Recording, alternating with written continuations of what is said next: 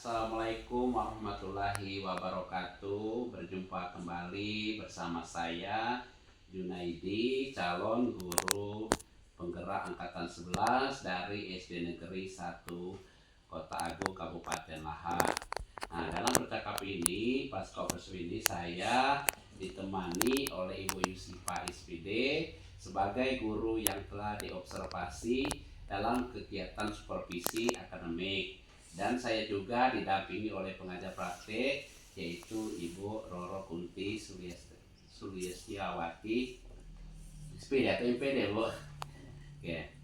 Assalamualaikum Bu Roro dan assalamualaikum juga Ibu Yusifa, apa kabar? Waalaikumsalam, alhamdulillah baik. Baik, percakapan di pasca observasi ini saya akan memberikan pertanyaan-pertanyaan kepada Ibu terkait dengan jalannya proses observasi kelas yang sudah Ibu lakukan dengan tujuan untuk mengevaluasi bagaimana proses pembelajaran yang sudah Ibu lakukan. Nah, pertanyaan pertama, Bu, ya, bagaimana, Bu, perasaan Ibu terkait dengan jalannya kegiatan observasi kelas yang sudah berlangsung? Perasaan saya pertama-tama cukup tegang karena mungkin belum terbiasa.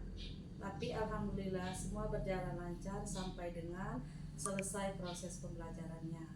Oke, alhamdulillah ya Bu ya, berjalan dengan baik. Bisa diceritakan kembali, Bu, area pengembangan yang Ibu lakukan di dalam kelas. Kemudian langkah-langkah apa saja yang telah Ibu lakukan di dalam kelas? Ya, pada tahap awal tentunya saya menggunakan perangkat pembelajarannya. Kemudian untuk area pengembangannya itu dari pengetahuan dan juga keterampilan untuk pengetahuan siswa dan untuk keterampilannya.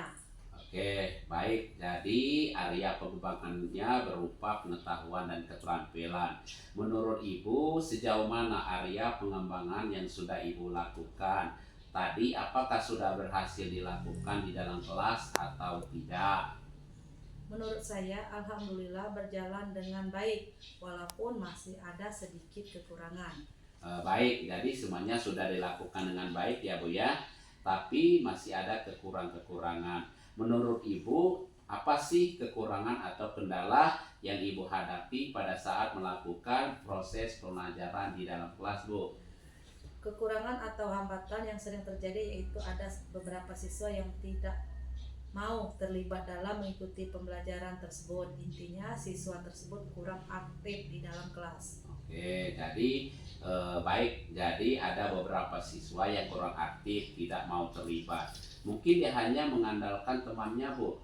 Ya Pak, betul sekali. Oh, jadi kira-kira mengapa hal itu bisa terjadi, Bu? Kenapa anak tersebut menjadi kurang aktif dan tidak mau ikut terlibat dalam diskusi? Misalnya, Bu, apa? Mungkin dalam pembagian kelompok dengan jumlah siswanya yang terlalu banyak sehingga mereka mengandalkan teman kelompoknya sehingga dia tidak mau terlibat.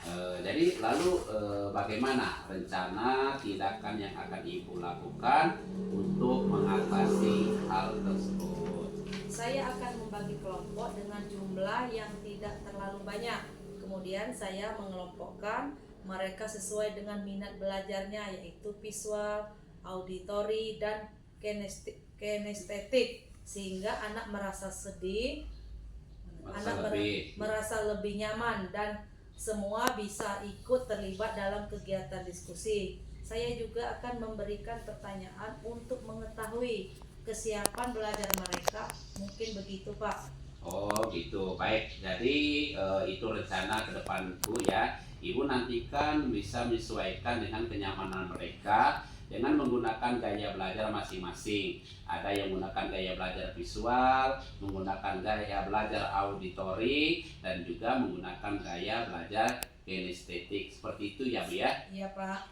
Oke, jadi baik Bu. Semoga apa yang Ibu rencanakan dapat segera terrealisasi dan bisa memberikan proses pembelajaran yang lebih baik lagi dibandingkan dengan yang kemarinnya Bu ya. Saya tunggu nanti ya Bu. Kira-kira cerita-cerita Ibu apakah rencana Ibu bisa direalisasikan atau tidak. Kira-kira kapan Ibu akan melakukan perubahan dengan rencana yang Ibu sampaikan tadi? Insya Allah saya akan melaksanakan rencana saya tersebut secepatnya Pak. Mungkin minggu depan. Oh baik, jadi Bu Yusifa terima kasih atas jawabannya. Mudah-mudahan apa yang Ibu rencanakan ini bisa secepatnya direalisasikan. Baik Pak.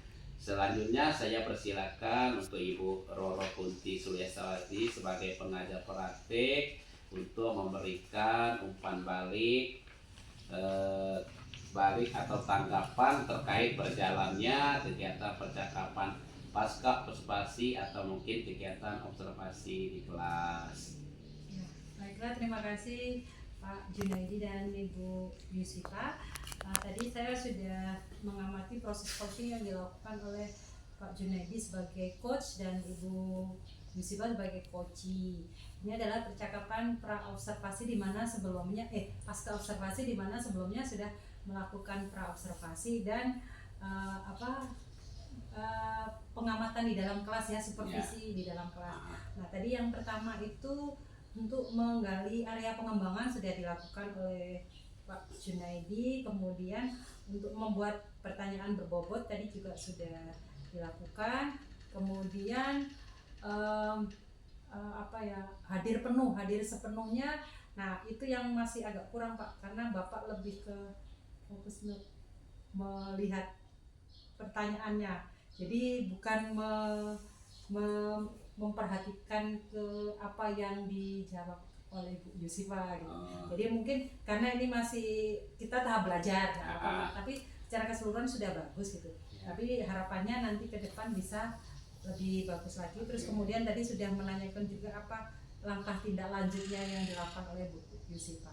Mungkin itu Pak yang dari saya. Oke, terima kasih Bu Roro. Baik Bu, terima kasih banyak atas umpan balik ataupun tanggapan-tanggapan terkait dengan kegiatan pasca observasi ini.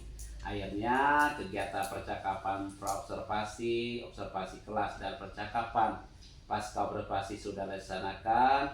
Saya ucapkan terima kasih kepada Ibu Roro dan Ibu Yusifa. Dan saya akhiri. Wassalamualaikum warahmatullahi wabarakatuh. Waalaikumsalam warahmatullahi wabarakatuh.